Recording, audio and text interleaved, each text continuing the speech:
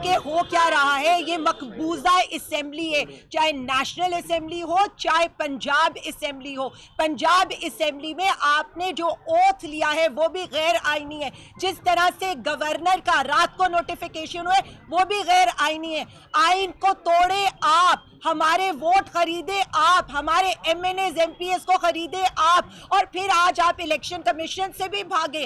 हो क्या रहा है? सिर्फ मेरा ख्याल है 30 सेकंड की एक समाअत होनी थी और उसमें ये फैसला होना था कि क्या पंजाब का ये जो अनकॉन्स्टिट्यूशनल मुसल्लत करदा इक्तदार है उसको खत्म करना है या उसको जारी रखना है। तो क्यों ये फैसला नहीं हुआ? जब अदालतें रात को 12 बजे तक खुल सकती हैं, जब इस्लामाबाद हाई कोर्ट रात के 10 बजे खुल सकती है, तो इलेक्शन कमीशन यहाँ बैठ के इन मुरहनिफ अराकीन जो एमपी और एमएनए उनका फैसला सुनाकर उनको डिस्क्वालीफाई क्यों नहीं कर सकता?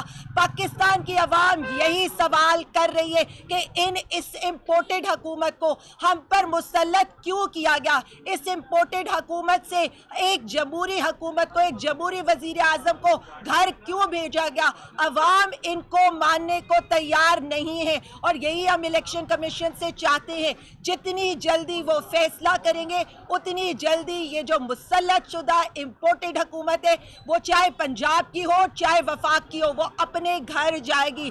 जो एमएनएस मुनहरिफ हुए हैं वो सिंध हाउस में अपने जमीर की मंडियां लगाते रहे हैं, पैसों की चमक धमक देखी जा रही है। वहां पर उन्होंने जो ये मॉक इलेक्शन हुआ था वजीर आजम का, उसमें उन्होंने वोट कास्ट किए थे, तो किस तरह से उनकी डिस्क्वालिफिकेशन नहीं बनती?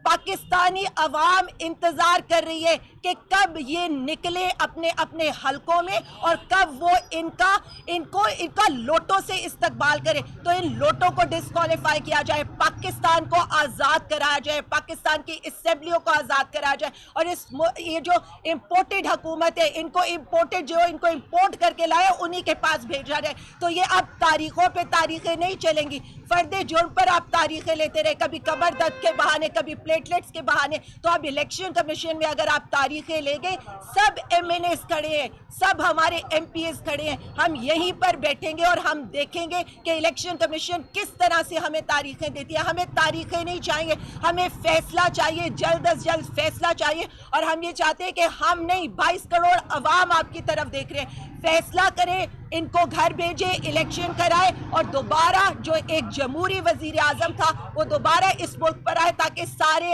आईनी माशी क्राइसिस खत्म हो। जी, बिस्मिल्लाह रहमान रहीम। मैंने पहले कर ली बात।